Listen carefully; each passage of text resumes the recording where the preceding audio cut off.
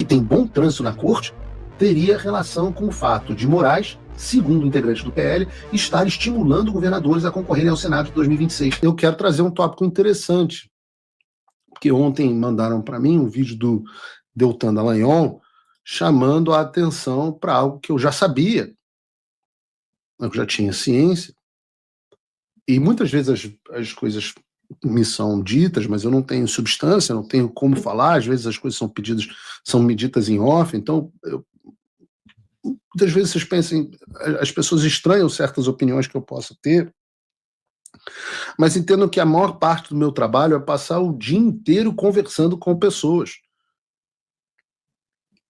Embora eu não esteja no Brasil, eu converso com dezenas de deputados, dezenas pelo menos uma dúzia de senadores, converso com pessoas envolvidas na política, advogados, tem fontes dentro do Supremo Tribunal Federal, tem fontes dentro da Procuradoria, tem outros colegas jornalistas. Então, muitas vezes, as informações chegam para mim, e eu nem sempre posso torná-las públicas. Quando eu posso, tenham certeza, eu as torno.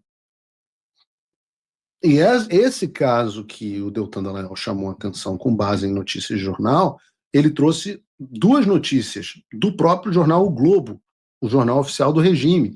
São duas boas notícias porque elas permitem ligar alguns pontos aqui para entender o que o Alexandre de Moraes vem fazendo às escondidas.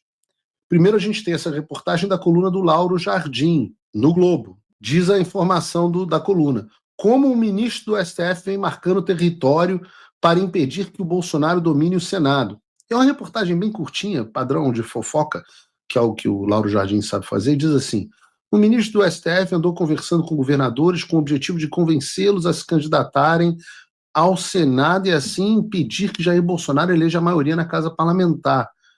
Bolsonaro está empenhado em fazer o maior número de senadores e o Senado é a casa onde se pode iniciar um impeachment de ministro do STF. Aí vem esse, olha, um ministro do STF andou conversando com governadores para lançar eles como candidatos ao Senado e impedir uma onda de direita em 2026. Né? Mas quem será esse ministro? Será o André Mendonça? O Gilmar Mendes? Ou, sei lá, até o Flávio Dino? Dificilmente, porque nenhum deles são os verdadeiros protagonistas da corte. Quem tem poder lá mesmo é o Alexandre. E os ajudantes de ordem, obviamente, dele que vestem toga, são acessórios.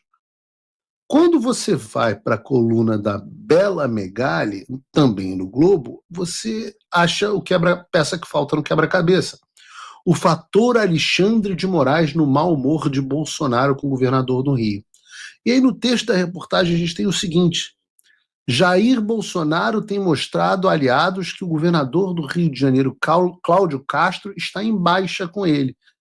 Em conversas com integrantes do PL nas últimas semanas, Bolsonaro passou a sinalizar que Castro não é sua primeira opção para concorrer ao Senado pelo Rio de Janeiro em 2026.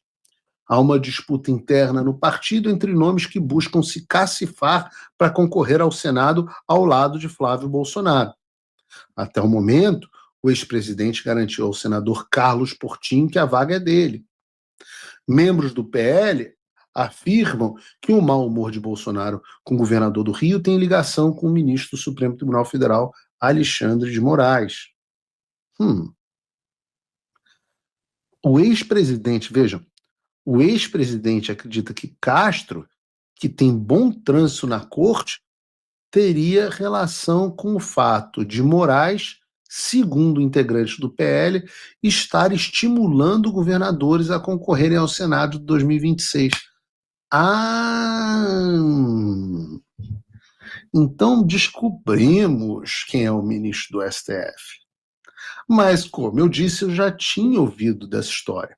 E o que eu pude fazer na época foi falar dela sem dar nome aos bois, sem expor as minhas fontes, afinal, né, quem me conta pediu sigilo, e a gente respeita o off, faz parte do jornalismo.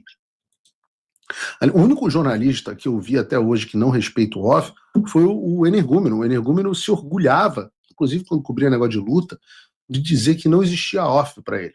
Mas para mim existe, a gente conversa, porque muitas vezes é importante a gente entender contexto, a gente sai mais bem informado.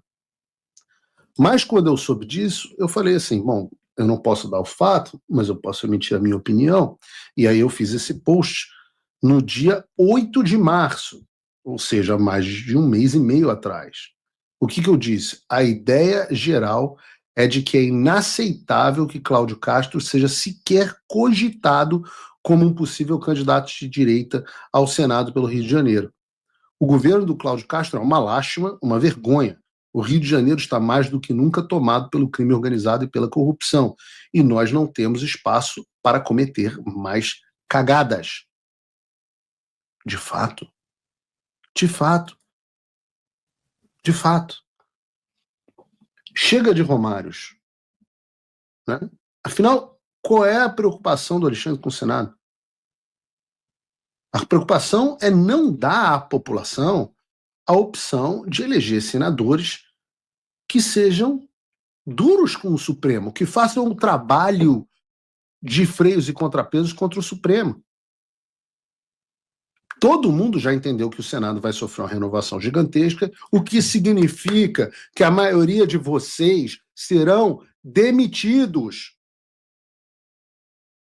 O povo vai demitir a maior parte dos atuais senadores do Brasil.